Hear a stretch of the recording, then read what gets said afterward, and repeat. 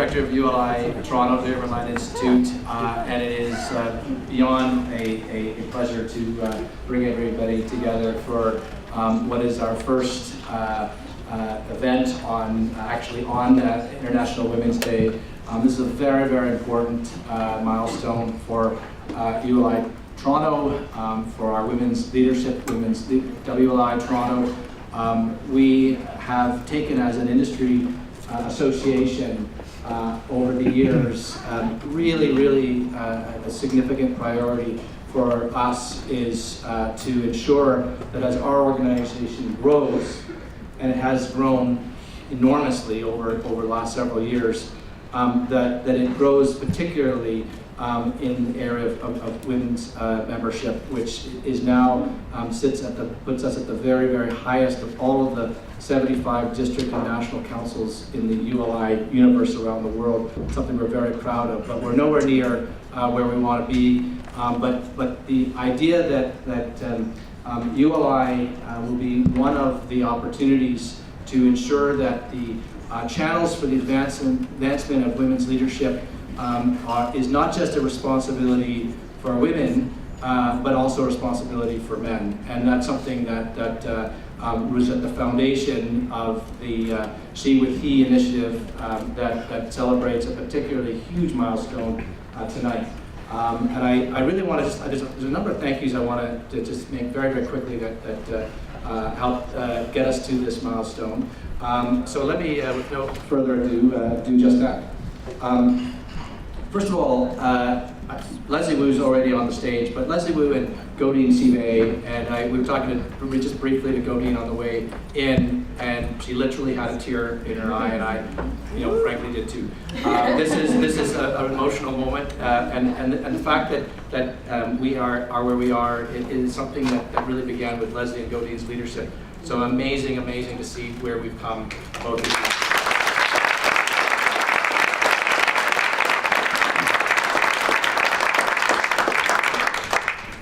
Tony Rossi, who's also one of our panelists, and Emma West were our second set of co-chairs. And again, building on the foundation laid by Leslie and Godine, really propelled us to another level and propelled WLI to another level. And I also want to especially acknowledge their leadership.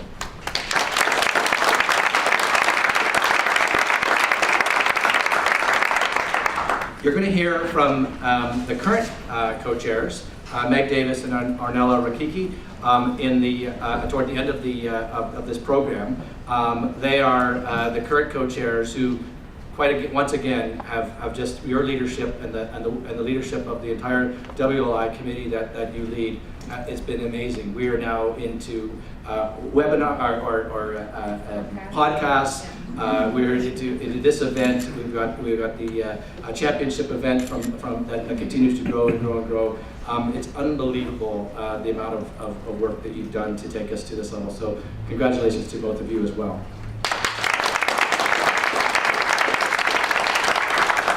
I also want to thank especially Deloitte and Sheila Botting, who's going to introduce our full panel in a second, but it was pretty quick conversation for Deloitte to say, yeah, we'll make this happen, and so it's been a pleasure working with you, and also for Chicago Title for stepping into sponsorship. We cannot do these things without the support of our sponsors and our hosts, so thank you. I also, finally, my last comment is you may have noticed that a few of us are wearing special he was she.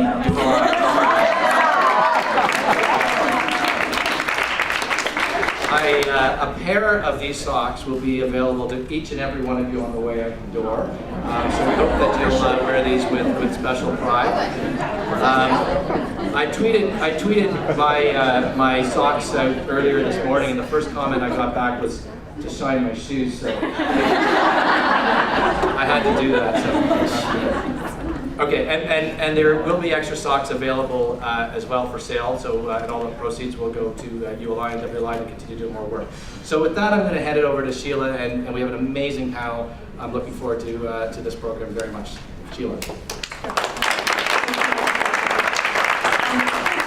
Everyone everybody. Welcome to Deloitte, our wonderful new workplace. You'll be delighted to know that the wonderful Badine Sabay and I were very actively involved in the creation of this. So it talks about the empowerment for women and some of the things that we can help create.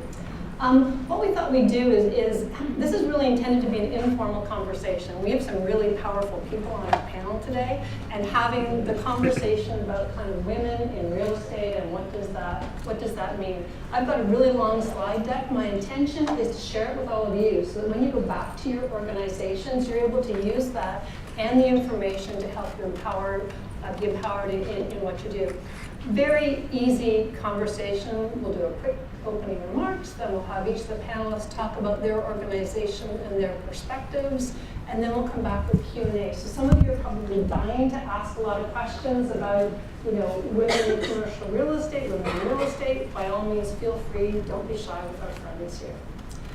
In terms of the panelists themselves, what do I say? They're some of the most important people in our industry, so I won't spend too much time. I'll start with the wonderful Leslie Liu, and Leslie's role in the Chief Planning and Development Officer at Metrolinx. So when you think about what Metrolinx is going to be doing over the next few years and advancing its real estate and its opportunity, Leslie will be the leader behind all of that. So welcome, Leslie.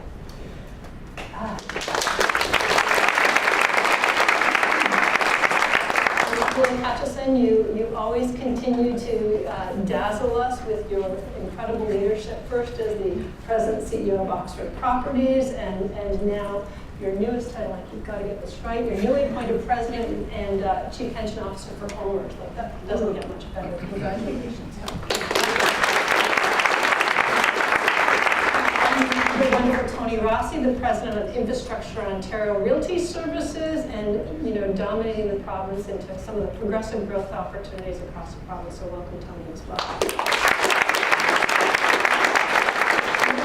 Mr. Brooks, who is the CEO of Realpack, the Real Property Association of Canada, and he's going to help all of us to actually implement change and opportunity in our industry through his wisdom and insight. So welcome, Michael. So let's set the stage on what this conversation tonight is all about. You've probably all read about diversity and inclusion. Diversity is, of course, gender, race, age, ethnicity, nationality, and so on. Tonight we're talking about women in real estate, and what does that mean for our business. It's not the fulsome conversation, but of course we can't ignore the fulsome conversation about inclusion as well, and bringing your whole self to work and to the workplace. When you think about the conversation on diversity and women in the workplace, now it's become a CEO type issue. So when you think about some of the largest organizations in the country, in fact, it's the CEOs who are the Chief Diversity and Inclusion Officers. It's elevating the whole conversation forward. When you look at some of the stats, 69% raise this as the most important issue as part of their leadership and tenure. And you say, why? It's good business. At the end of the day, it's good business. It helps to drive profitability, productivity, inclusion. It improves our ability to capture, attract, and retain. And certainly as we look at some of the war for talent that's going on in the marketplace, it's a really important conversation. Again, these are intended to highlight for you. Some of the analytics showed that with the TSX, right now it's about 24% of the TSX are women directors on board. So 24%. It's improving, it's getting better, and there's some motivation behind that.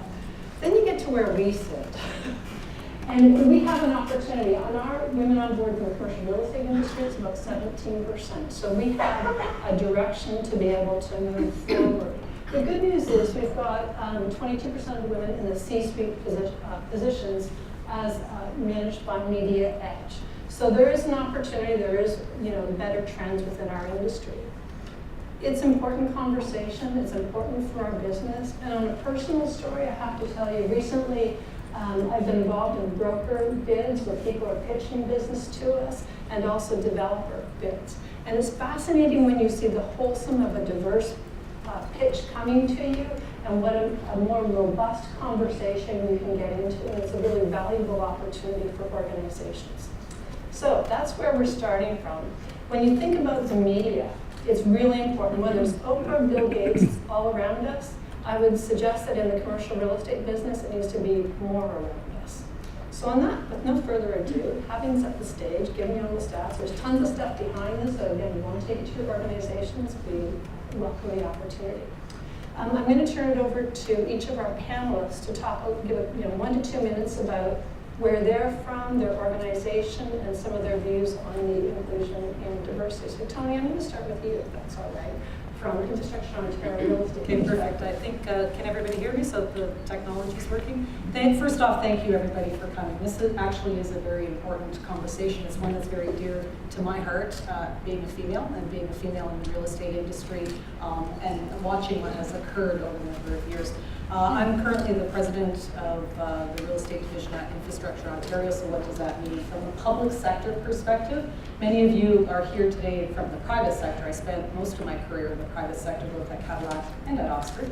But now from a public sector perspective, I think there has to be a really important dialogue from an integration piece with private and public. And what I'm seeing from a female perspective is the public sector currently is leading a little bit, even in the real estate area. And I think from my perspective, what I'd like to be able to bring to the forum is continue to showcase that leadership, continue to have the open dialogue, and make sure that what we're doing at IO with respect to diversity, inclusion, and specifically gender, and we'll talk a little bit about the stats in a minute, but what we're doing at IO gets shared in the private sector, and we can build that on from the baseline. So starting on the real estate side, so Blake, perhaps you could share a little bit with both the Oxford and Norwich view. Well, when Richard was handing out thank yous, I'm one of the 2/5 of the panel that weren't thanked for doing anything extraordinary. You were. The guy in the purple jacket. I asked him if he bought that just for the night. He swears he owned the thing in advance. So next year I'll shine your shoes. You clearly need it.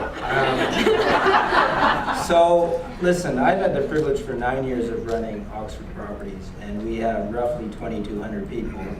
And I would say it's been a journey, and I'll admit that we're not getting this right, not as a society, not in this industry, and not at Oxford.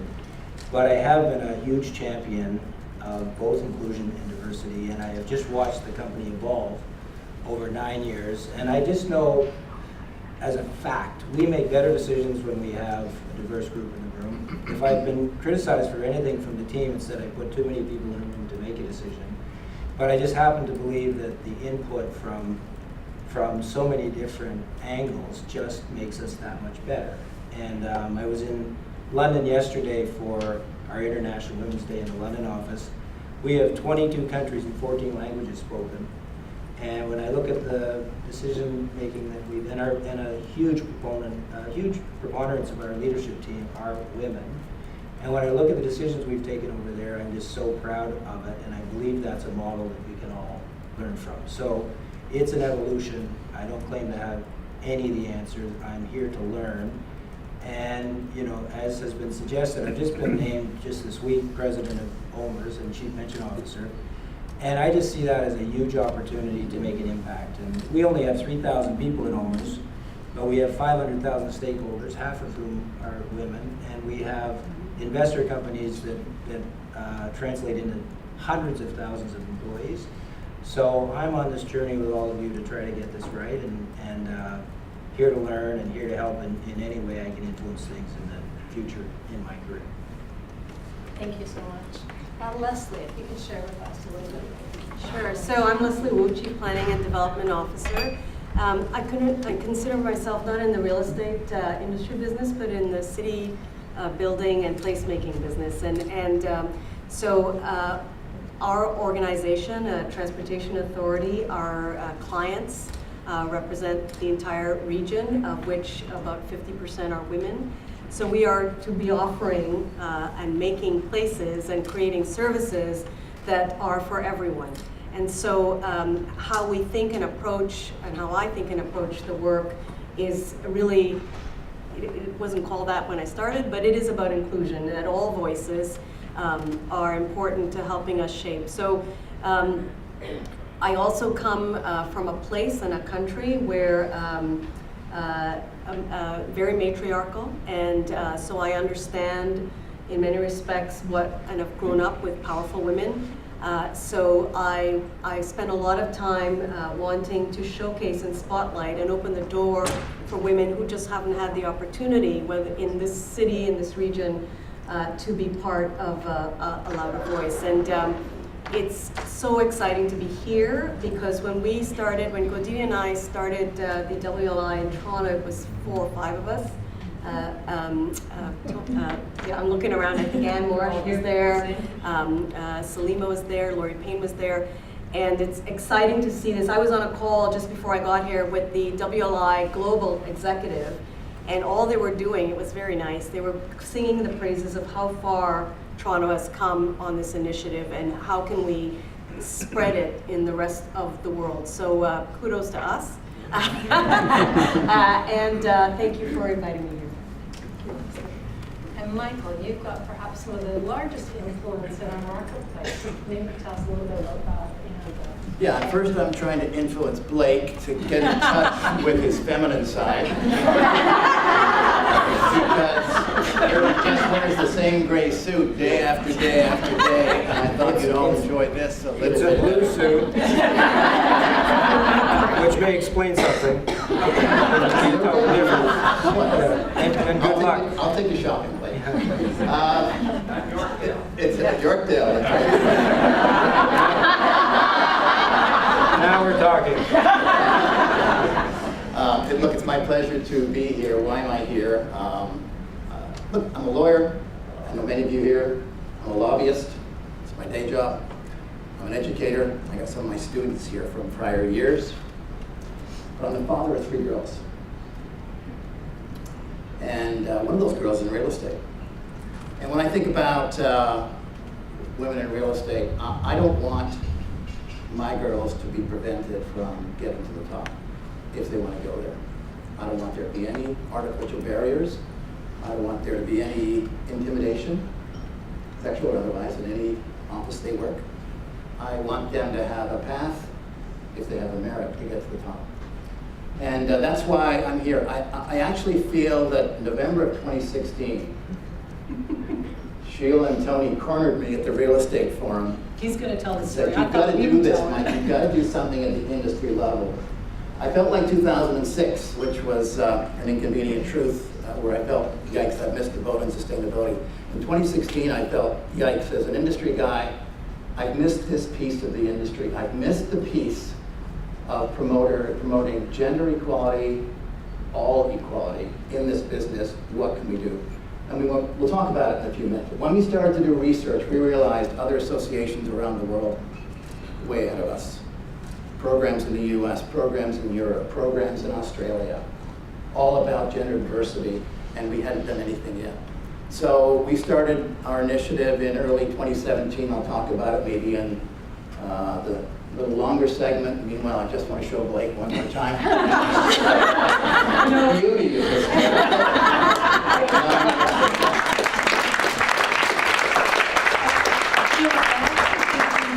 We kind of turned the corners because when we were in our little green room earlier, you know, normally people think it's the women that talk about fashion. These two women about what they were wearing, how to put the socks on. It was pretty impressive.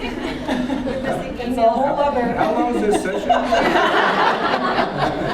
It was the emails ahead of time about what am I going to wear. Yeah. Okay, now to become serious. Let's talk about diversity and inclusion in each one of your organizations and what it means. Who's your Chief Diversity and Inclusion Officer? What are your programs? And how much of a priority is it? So I'll lob the ball and let anybody jump for that one. I'm happy to start because we don't actually have someone with that title. So I'll start by talking about, my son for Christmas gave me 2 books. One's called Little Ideas and one's called Big Ideas. And I would say that in our organization, we have attacked the issue of gender representation in our organization with little ideas and big ideas. And so little ideas start from individuals and women. They've been mostly women in our organization, seeing a need for networks or connectivity. And then the bigger ideas they've come more from the top. We started a Diversity and Inclusion Council about 1.5 years ago, so we're kind of late to this party as an organization. Mary Martin, our general counsel, has been leading that for us. And that actually, big idea, sprung many, many little ideas. We started to do simple things like a calendar of different celebrations across the year. And we started to include more showcasing of different people in our organization for Black History Month, for different ethnic celebrations. We leveraged our women's network through that. And then we have a new CEO, Phil Verster, who started in October last year, who, if any of you were at the Board of Trade at his opening inaugural speech to the city, started with talking about people and the importance of moving the industry forward. So de facto, I would say he's our Chief Diversity Officer, but he approaches it in a way that he tries to call a spade, not he tries, he calls a spade, and he calls it like he sees it. He had to speak at, I think it's OBRA, one of those road associations, and it was a room not like this at all, middle-aged, white, male, over 50 maybe, and he called it, the future of this region is not what's in the room, it's what's not in the room. And so part of what we're trying to do in our organization is call it and enable people to call it when they see it. When I go, so I have this very bad habit, when I go into a boardroom or a meeting, I take a picture and I show everybody, did you notice what our boardroom meeting, what it looked like? Let's mix it up a little bit. So it's little things. People every day in our organization, women, men and women, are doing things to elevate the importance of having a workforce and talent that is representative of the region we serve. And then from the sort of at the bigger scale, at the scale of the whole organization, we're trying to put down through our directions and our policies. We have a strategic objective that's explicit about a goal in 3 years, we will have 50% of representation in our management. We're at 28% right now, our manager and up. Our executive team, we actually have, it's 60-40, 60 women, 40 men. And on our board, we're just slightly over 50-50 men and women. So we have a good starting point, but we have a long way to go. Thank you. So I think we all have a long way to go. I'll start with the last 24 hours, recognizing it's a brief period in time, and it's a little piece of the journey. But we held events in New York, London, and Toronto to celebrate today. We actually put a Venus symbol up, and I think we may have a picture of it at 100 Adelaide, which shone last night, which is kind of fun. And it will be up there again tonight. The big news is we along with the Royal Bank, both seeded a new startup today, which is a $100 million commitment from us and a $100 million commitment from the Royal Bank to invest in an ETF that is promoting gender equality and that is investing in businesses that are led by women. And that was a huge put your money where your mouth is statement. And it was pretty exciting because the Royal Bank approached us, and it started probably a year ago, but we got traction really quickly and said this is absolutely the right thing to do. And by the way, we wouldn't do it if we didn't think we wouldn't do really well. We think this will be something we do really well with. So I started the day today ringing the bell for the opening of the day, celebrating that, which is pretty cool. And we have done things recently, and so today I hope is a wake-up call for many of us in our industry, many of us in our companies. But I think we did more today than we have in the last 56 years, which is how old OMERS is. And I can tell you we are committed. If 69% of senior executives think it's important, and it was 49 a few years ago, it's going to be 99 in a few years, so get in the game, or you're going to be way out of touch. We've done things at OMERS, which is a Women at OMERS sort of reflection group where people can get together and just further the dialogue. We've done the same thing with the LGBTQ community. So, and I've attended a bunch of those meetings where we get together and just say, hey, by the way, it's okay to talk about any of this stuff and call it out, because it's not okay to not treat everybody as the best person that they bring to work. And it's in everybody's best interest. It's not just goodness, it's just absolutely a virtuous circle. When you're good to everybody and give everybody their opportunity to be their best self, you make a better organization. And so there are a number of things that we're doing, some more long dated, some more that punctuate the day. And by the way, it's not enough, but we're starting to draft off best practices. There is no question it's a priority, and I think that is encouraging to all of us. Yeah. So I'm going to jump off of a couple of things that Blake said, but then give you a bit of a perspective at IO. And one of the things that I actually love about Infrastructure Ontario and what we've kind of tried to create, commit there in this regard, is we really are proud of that organization. It's a Crown Corporation. We're very proud of the work that we had started to do. We are nowhere near done. So we often say we're proud but never satisfied.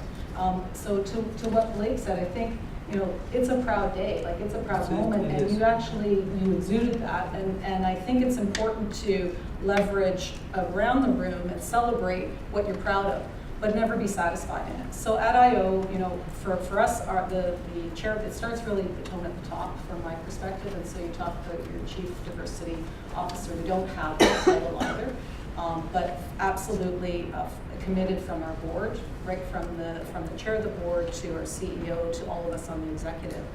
And our board chair, Linda Robinson, has deliberately spent and intentionally spent a fair bit of time over the last 3 years looking at the board and then questioning and constantly asking us as management what we are doing, both from a gender perspective and a diversity perspective. So I think part of the dialogue today, and I think the really important thing that you're seeing, is it does need to start with leadership and actually have leadership really understand the importance of the dialogue, the importance of what diversity brings to the table, but then one step further, do something about it. So Linda very deliberately did something about it. And you know, 4 years ago, our board was nowhere near parity. Today it is. And it had nothing to do with, you know, just happenstance. There's many, many amazing women in our industry that were able to participate and come to the board. Same thing with our management team. You know, our executive team, we are 50-50 as well. But where we're actually not doing a great job, and where I think we need to really spend a lot of our time, and this is I think something that this group, as I look at the age and diversity of the group, it's kind of that mid-management level. There seems to be, you know, something that's missing in our mid-management from both a parity perspective and a diversity perspective. Parity at the top, no problem. I'm seeing lots of pipeline. I'll call it lots of amazing young, diverse young women and men coming in that will change the landscape of our future. But it's kind of that mid-group. How do we continue to find a way to focus on that mid-group to then ensure that the top is both gender and diverse as possible? From a gender, what are we doing program-wise? So I've talked to you a little bit about being intentional. I've talked to you a little bit about actually setting some measures and targets. And you know, if you know what your baseline is, then you can at least progress. We've been very deliberate about not saying quotas. You know, I actually personally have a visceral feeling whenever I hear the word quota. I don't think that's the right thing. Quotas are not meant to make changes, but there is an importance in setting where are we today, knowing that you know you can be proud of some things but never satisfied, and keep the dialogue going. Can I ask you a question? Please. So, and I think most people, the feedback we get by our strongest people is please don't put a quota in, because who wants to be that person who's looked at as you have 2 spots, therefore I'm one. And we hear that more from our really strong women than we do from anybody else, so we've learned. But let's just say when you measure things, you don't get there. Isn't that time for a quota? You know, and I think that's actually what, and I'll speak to the public sector for a second, which is what was done. So government, in fact, the public sector legislation is all crown corporations by a certain time have to be 30% plus. And in fact, in many cases, you know, we're working to 40. So that almost was a quota. Right. In that through a legislation, you need to now make sure your board, and I'm talking board for a minute, gets to that. So I think there needs to be, if you've tried and you've now measured and we've gotten to a point where that measurement is not succeeding, the dialogue needs to change. That's But the don't you question. think? But we haven't tried and measured yet. But we haven't tried and measured yet. But in my mind, there's so many other ways than a quota. So I get this a lot. Well, we went to get more women applicants for the job, but they're just not there. Mm-hmm. And I said, well, where did you look? And we have recruiters. I hope there are no recruiters in the room. Who I had to say, go back. Mm-hmm. They're out there. I know they're there. Don't give me this list. It's not acceptable. So, and I want to see more women in what you're bringing in the long list and the short list. And our staff or our management, when they themselves are looking for talent. Correct. So there are other buttons to push besides quotas, and we don't push all the buttons. And I think that was my final thing, is it's not that, and I use that word quota knowing that it's visceral. Like to me, as soon as we put that out there, because it has, that visceral reaction is actually, I think, what we want to have the dialogue around. So a quota, no, it's not necessarily the right thing for all the reasons we just talked about.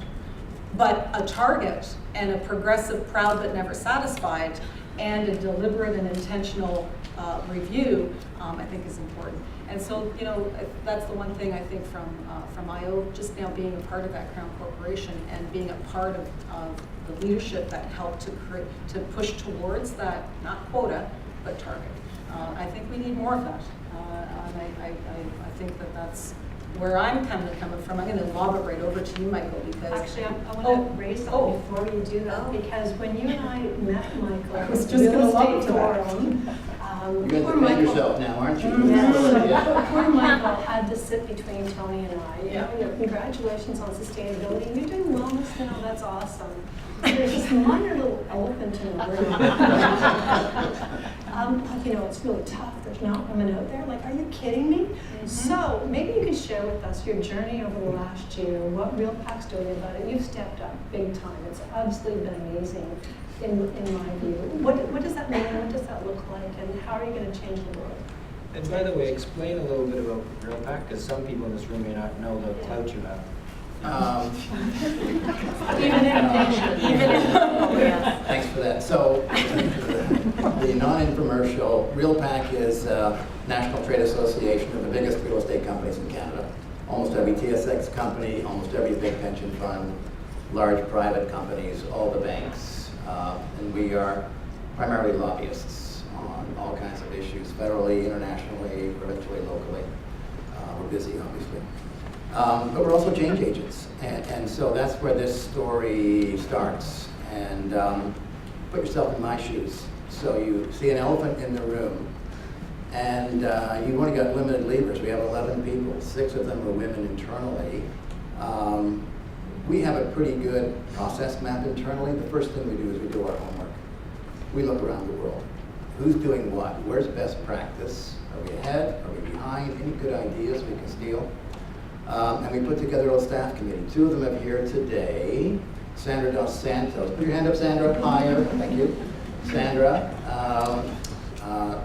who really knows more about this around the world than anybody else in the room today. She did an unbelievable job in researching this around the globe.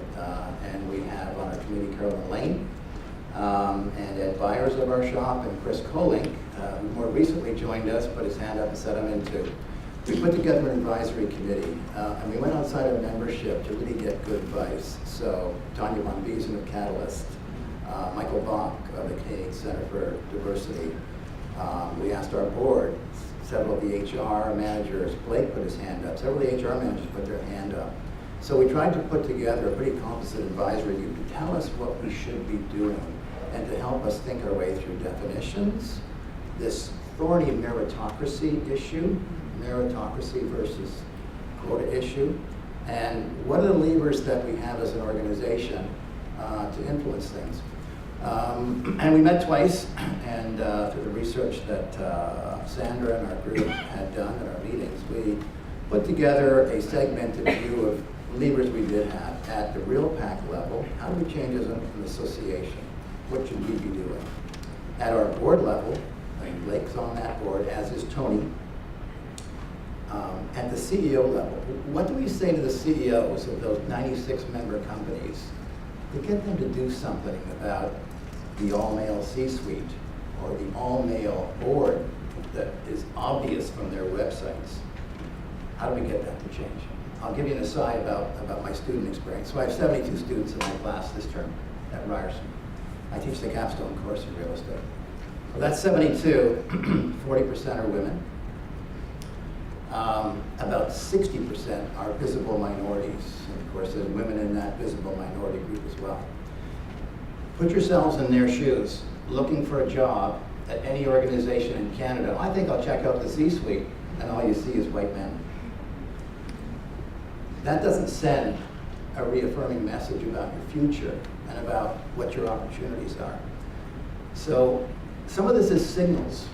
Some of this is signals to you and everybody in the industry. How do we change the signals? One of the things the Australians have been doing for 4 years is opposing manels. Many of you have heard of this, men-only panels. Men-only panels. I think Manels. WNI tried to coin that, I think. So, you know, the members of Property Council of Australia take a panel pledge. The males say, I won't sit on a panel unless there's one female, not the moderator, not the moderator, one female or a member of a visible minority. In Property Council of Australia's case, it's just gender, but you could easily extract that, extend that to visible minority. So we've got a little toolkit. People in the panel have seen it. It's still kind of being kicked around at our board level. So at association, our board, CEO level, and then the industry. Who can we influence in the industry? Informa, big conference provider. Can we? Again, I'm a guy who doesn't have a carrot and I don't have a stick. I just have a tambourine. How can I shake that tambourine? How can I shake that tambourine and cajole people into change? Now it's the jacket and the tambourine. You've got so much to work with. And the socks. You got anything else you want to share? I'm sure I'll regret that too. No, I think what's clear, I mean, what should be really encouraging is here you have the head of the leading real estate organizations in the country that, because of the influence of these two citizens, actually has it on the agenda. It's actually something that's being researched. It's actually something that will have an impact, probably tiny in the beginning, but hopefully much greater in the long term. And the truth is, it is a toothless organization. It goes back to the 96 members and says, would you consider this or consider that? But this is an organization that pays into Michael and his team to lobby big issues like land transfer tax, like, you know, parking taxes. It's that's their priority. This is a tangential priority, but at least it's on the agenda, at least it's in the dialogue, and it's a starting point. And the risk that Michael runs with our support is we try to promise too much and fail, we try to take on too much and don't get there. So part of what today's about is getting feedback from our industry as to what should be measured, what takeaways we can, you know, implement, and be very honest about how much power this organization has and doesn't have, but talk about encouraging. And Michael deserves a lot of credit for succumbing to the pressure you two put. And thank you for sharing it. So, you know, Blake is also, you know, I mean, we're now doing mutual admiration, but certainly not just on the Oxford side and on Realpack. I mean, I heard you years ago when you were at CBRE, and you were on a panel that was having this exact same discussion about women in CBRE and moving up the ranks. So there's definitely what I think you're seeing is a commitment from top leadership, both from an association perspective and from someone who actually, isn't just talking the talk here. So Blake has also put his name in. He's chairing that diversity and inclusion advisory board that many of us are sitting on for this. Can I just pick up on something which I think is really important about data and information? And it doesn't only have to be Realpack. I know in our organization, when we started the Women's Network, we actually didn't know. I had to go ask our HR, how many women and what demographic and what's the on-ramp, what's the off-ramp. We're a growing organization too, so we have a lot of people who have not been there a long time, and retention is an important part for us. I guess part of what I'm trying to say for anyone in this room or anybody in any organization, if you don't know, you should find out. You should find out, because it may be that you're actually doing really well, or it may be that you're in the tank, like you're just like down at the bottom of the barrel. So, but it's important to know, because that will indicate where to place the emphasis on your efforts to move the whole industry forward. So thank you for doing, I'm a policy wonk, so I'm always The data on part, data. I'd like to just comment on the data part, because we've done a couple of things in the data part. First, Chris Colling has been poring over StatsCan and other data to see if we can get a breakdown of construction and real estate. It's fairly segmented the way you'd like it, but get a breakdown, at least by gender. The second thing we've done is we have the biggest compensation survey in real estate in Canada that we do with FPL. So we've added another set of questions around gender and ethnic, et cetera, background of respondents to that survey. So those are our 96 member companies who will now be asked to tell us what the breakdown of their staffs are. So we're going to get better data in the years that follow, and we'll be able to track how things are changing in the years that follow. So data is both a challenge and it's an opportunity. But it's also fair to say your initial data is we as an industry are behind the general, corporate world. And it's no surprise, but it's been validated, I think, by the initial data you looked at. Correct me if I'm wrong. Yeah, that's right. So one of the key topics, actually, like, I'm going to pick a little bit on what you suggested with respect to kind of the business case. Michael's spending time on land transfer, on some of the business issues. And so the question would be, what are the business benefits of diversity and inclusion? In theory, it's supposed to drive productivity and profitability. Have you seen that in any of your organizations? Do you know any stories around that? We witness it here in this organization. We're probably one of the most diverse, inclusive organizations in the country. So we've noticed that as we've been paying attention to it. I have a really cool CEO who spends time on it. But what about the real estate industry, or thoughts that you may have on the business case? I'll volunteer one thing. I spent a couple of days at Harvard with senior executives from Oxford and OMERS, and we had a council who had done deep work on this very topic, and it is so crystal clear that when you have a combination, inclusion and diversity in a room, the shareholder value numbers are significantly better than those who stare at each other of like mind and like color and like everything else. And so, and it was actually, and they're doing great work. They got massive grants. It's led by two brilliant women, and you can't argue with the research. So I think anybody who says not only is it the right thing to do, anybody who does their homework will realize it drives shareholder value among all the other soft things. So it would be hard for anybody to say, hey, it's just not in our best interest from not only the social aspects, but from the math aspects. So that's out there, and it's alive, and it's real. In terms of stories that would demonstrate what's working and what's not working, I think it's fair to say that will be the only way to get there is the measurement tools. We could give you lots of anecdotal stories about nice emails you receive or feedback or how much more powerful your team is by having a collective view. But I don't think until, like everything in life, if it isn't measured, it isn't managed. I think we really do need to figure out a simple metrics to manage in order to demonstrate the patterns. And I also think, just if we're thinking about our industry and the future of our industry, I really look at it from an attraction perspective. The retention, let's talk about that in a minute, but from an attraction perspective, when you look out, and I'll talk about the real estate industry, when we're looking out in the audience at the real estate forum, which is arguably one of the place where you go as an industry, 2,700 people in the audience, there wasn't a lot of young, different, visible groups. And to me, that's a problem for our industry for the future. I mean, I think we can certainly, with what Blake was saying, the research is compelling on diversity in general. I'm very worried about our ability to attract, because people aren't wanting to come into our industry, or who is coming in may or may not be the ones that are going to propel what we need. Innovation and technology and everything else that is occurring today around the globe and in every other industry, it's disrupting everything that is happening. So as a real estate group, or as an industry, are we ready for that? And the ones that are ready for that, Blake and I were just talking earlier, like we probably wouldn't, even be able to be a financial analyst these days in what we're doing, but certainly technology-wise. I've got five skill financial sets. analysts in this room from Oxford, and I guarantee you, they wouldn't hire me. I wouldn't have a chance.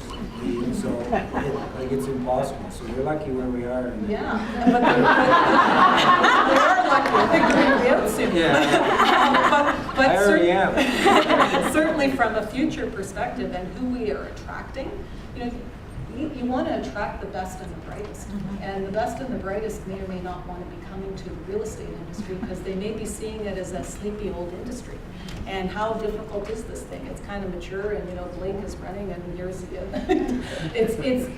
it's actually, to me, a very important dialogue on our future and how we need to keep progressing for our future. And I know it's one that you're seeing it a lot, even at Ryerson, with the kind of the kids that you're teaching. We're all seeing it. There's many millennials in the room.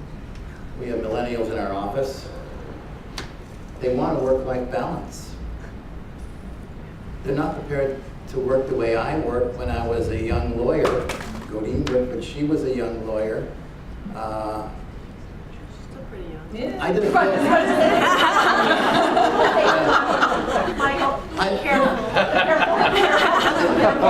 I did a closing where I was up for 2 days. I'm sure Godine has done some of those closings. You're awake for 2 days. It would only have taken her a day, though.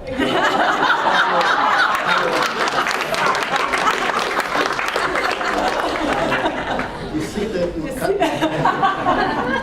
I want to talk about flexibility for a moment, the millennials piece. So, the piece about losing women mid-career because they find it too hard. Law has always struggled with this.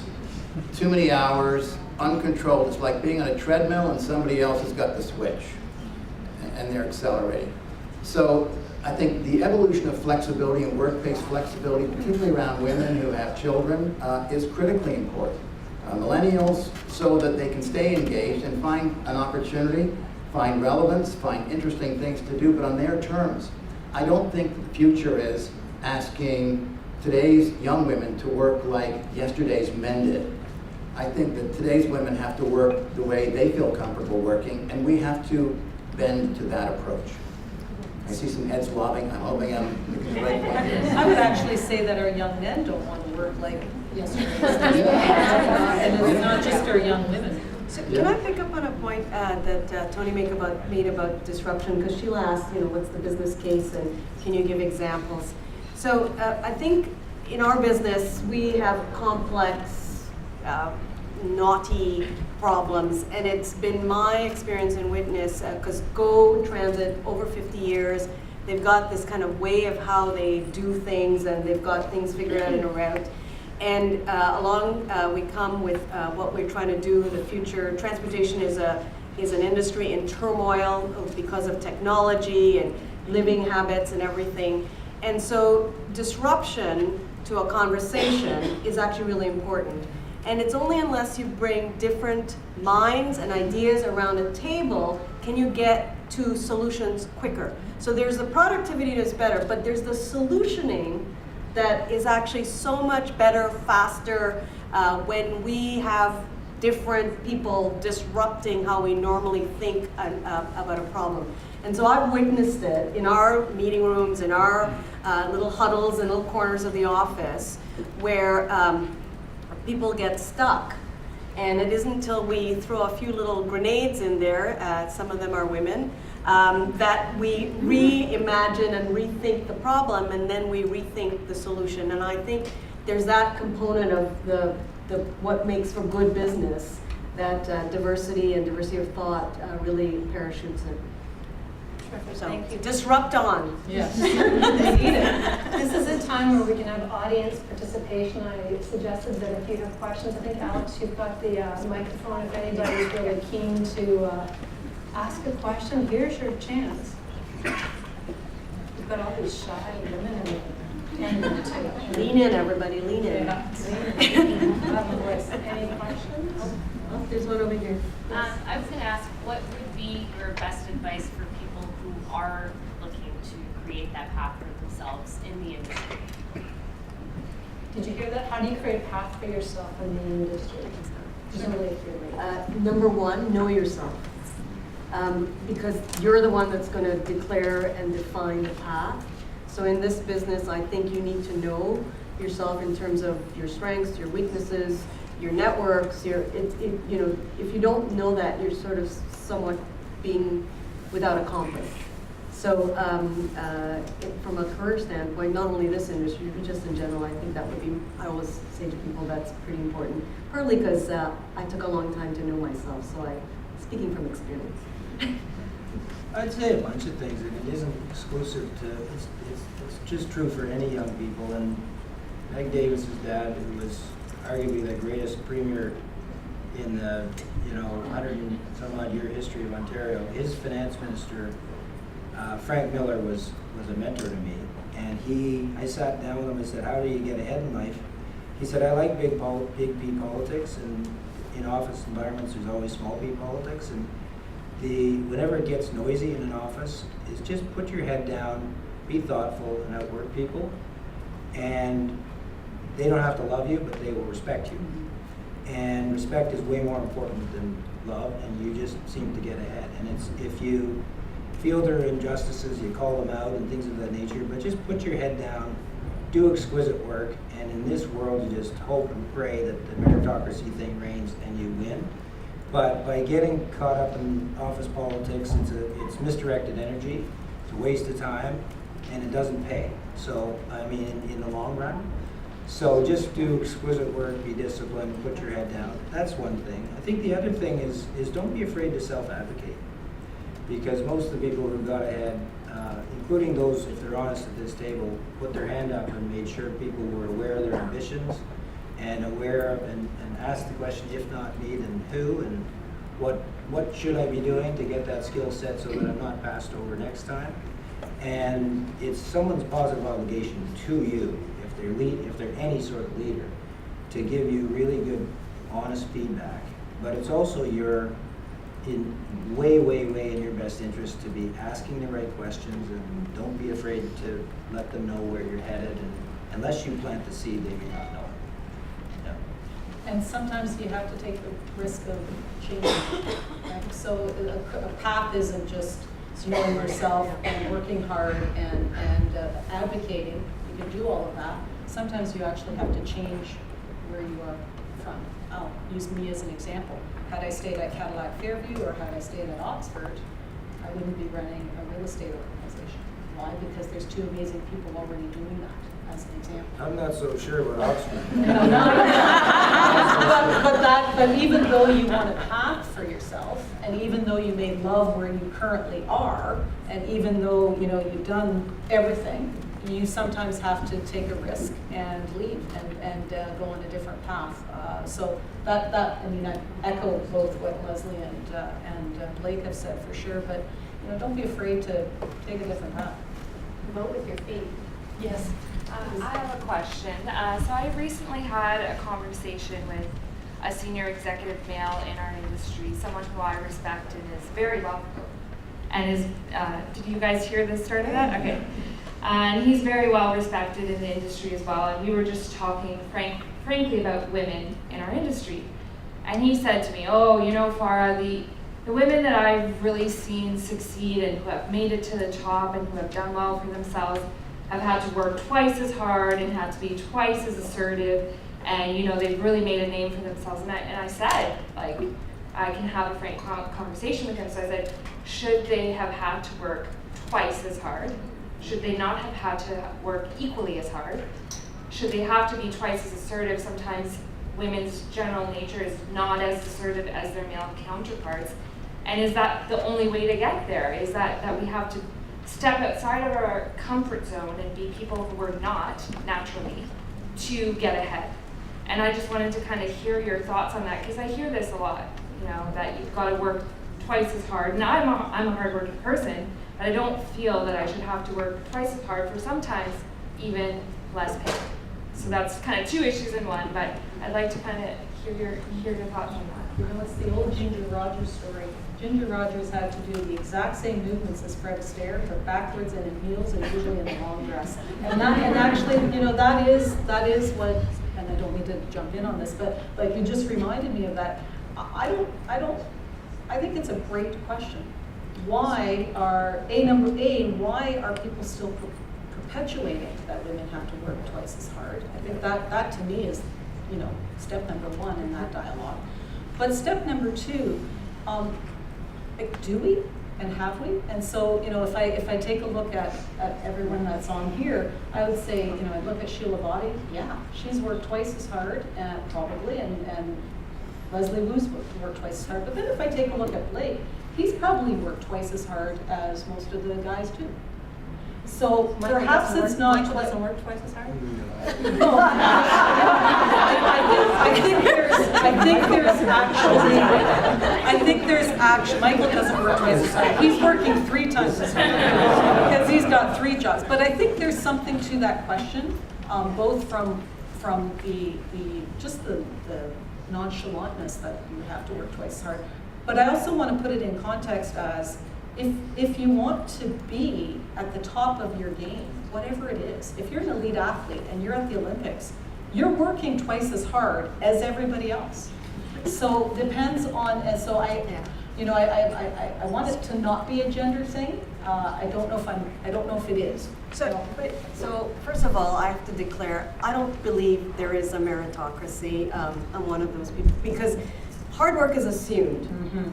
Like, one of my mentors said, you know, it's table stakes. You are working hard because you work hard, because you have things, man, woman, child, whatever, not child. But so I think the question to this whole issue of you know, I work twice as hard, I think for women it's particularly difficult, and this inequity that you're describing exists. So let's just call it. It exists. And so how do we level, the question is, how do we level the playing field? And it therefore means that everybody's working hard, but women in general need what I refer to as the hand up, the spotlight, the nudge that organizations are working. That's what all this is all about, to level that playing field. And so it's not a meritocracy. I really don't believe we want to get to one where I work as much as Blake. I might get as much as Blake. He's in the private sector, I'm in the public sector, so it's not even. So I think. So I am not a. One more thing, because a really astute woman told me this years ago. And, you know, like it or not, she said, women tend to put in emotional labor more than men do. And I'm not sure if that's part of the twice as hard dialogue, where the emotional labor being, we're always thinking about, you know, what our kids are doing, how we're gonna, you know, what's the dinner party, what are we gonna put. Usually I thought about fashion, but these guys outdid me today on the fashion scene. But women tend to, or she said, and I thought a lot about that, and I think that there's some truth to that. And maybe that's part of the twice as hard concept, because it's still the same job, like you're doing. I'll weigh in. First of all, John Sullivan should be ashamed of himself for saying that. We're just kidding. He just took it better. You have to start. For those that don't know, John is Cadillac, and Yeah. you know. I have to get my shots in. Shame on John. And you'd hope you wouldn't hear. I wanna reinforce a few of the points. I think, first of all, there is no substitute for hard work for any of us. And let's not kid ourselves. And having run a brokerage for 10 years of my career, CBRE, the big differentiator was who was prepared to work harder / smarter. It wasn't genius, it wasn't connections, it wasn't any of those other things. The people that really focus. So let's not, to those who want to get ahead, there is just no substitute for the commitment that it takes, whether you're an Olympic athlete, whatever you want to do.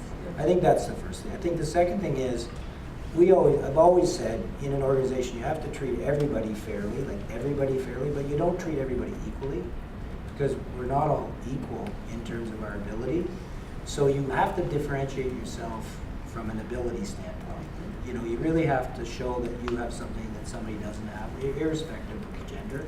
I think that because hopefully an organization gives people a fair shot.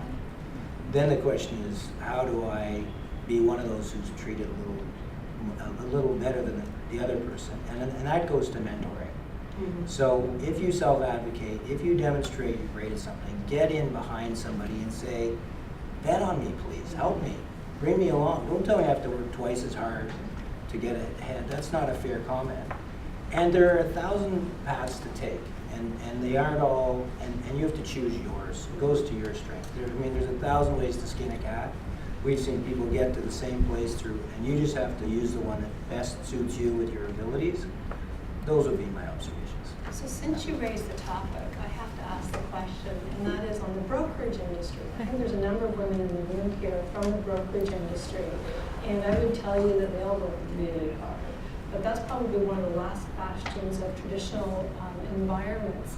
What do you think we can do about, Tony's smiling beside you, what do you think we can do about that one? How do we actually crack that? In the US, there's many of the top brokers are females, and we're not in Canada. There is no doubt about it, there is a club. And breaking that so that we can actually make change is a great place to foster and develop people through that industry. And so how do you actually get beyond that? I don't anybody. So in a global context, I think you're seeing, the very best, the top broker in CBRE, which is the largest real estate brokerage in the world, year in, year out is Marianne Tai, who is, by every definition, just that good. And the same is true in London. The same is true in a lot of countries in the world where we're seeing real dynamos who've cracked the code and are outperforming. Canada, not so much, although I can tell you there's some spectacular ones. They may not be getting the same notoriety, and most of the teams that are spectacular have been smart enough, Peter Sent's team, for example, smart enough to have a significant representation from capable women. So I wouldn't discourage anyone from getting into it.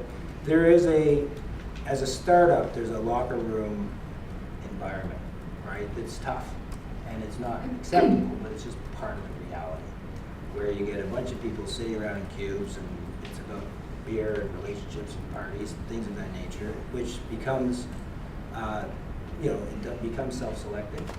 I think it's a lot better than it used to be. It's still got a long way to go. It also goes to your earlier comment. When you're on a panel and you're choosing a team, and many of you have that influence, maybe you make it a precondition that team ought to have fair representation. And even if you don't make that a precondition, they'll learn pretty quickly if they're not chosen, because they're not showing up with fair representation. So I think there are things as an industry we can do. But you're absolutely right. It's still a laggard. Even within the real estate industry, that's still a tough place to get ahead. Yeah. Thank you. So, yes. So I just want to ask a question about mentoring, because there was a reference to it a bit earlier. And it just strikes me that it's really quite true that men are groomed because they have a perception that there's an ability there, whereas women aren't groomed in the same way. So I wanted to actually ask what your organizations are doing with respect to mentoring to deal with that issue, because women aren't as assertive. So they may not actually understand how wonderful and perfect they will be if someone grooms and mentors them. Whereas guys have, in my experience, because I'm the head of my group in McCarthy's, and the men have a great sense of their worth, while the women don't. Or How do you deal with sponsorship, that? right? Sponsorship and mentoring. Can I just start with that, less about the organization and just start with an association? So Toronto Crew is an example. It is a female organization at this point, fully endorsed by everyone. There's about 200 members right now. And I would say maybe 2003, I remember this well, we created an outreach program. So sometimes it can't just come from your organization, the mentors, but it can come from the association. So from a real estate perspective, Toronto Crew has done a great job, I would say, and ULI has also done a great job in finding mentees who apply and then matching them with mentors who are more senior in the industry. And so I think we can't underestimate we can't underestimate our industry and association. But to your point, I think organizations also have an obligation to at least start an informal. I know we have one. But no, we do too. But I would say this: if you wait for an organization to pair you up with somebody, then which happens, and OMERS does it, Oxford does it, then that's fine. But the odds of them pairing you up with somebody who can actually impact your career is often not high. So I think if I could give any advice, I would say you should seek it out on your own terms and look at somebody who actually can influence your career and say, by the way, would you mentor me? Or by the way, would you take some time and I'll do my homework and I'll make it worth your while. But I've seen it, and I'm a mentor to many within our organization, but I often can't. I can coach them a bit, but they can't draft off my decisions in their career. So I would say that may be one thing, but go out, seek somebody who actually could influence your career, get to know them, have them get to know you, make it personal, let them know they're investing in you, and I think that'll pay dividends. I was just going to add one more point. You're not answering it to me because I'm too old. Yeah. Actually, Cindy, I actually want to make a point. I want to make a point because what we've started doing at Metrolinx is reverse mentoring. Right.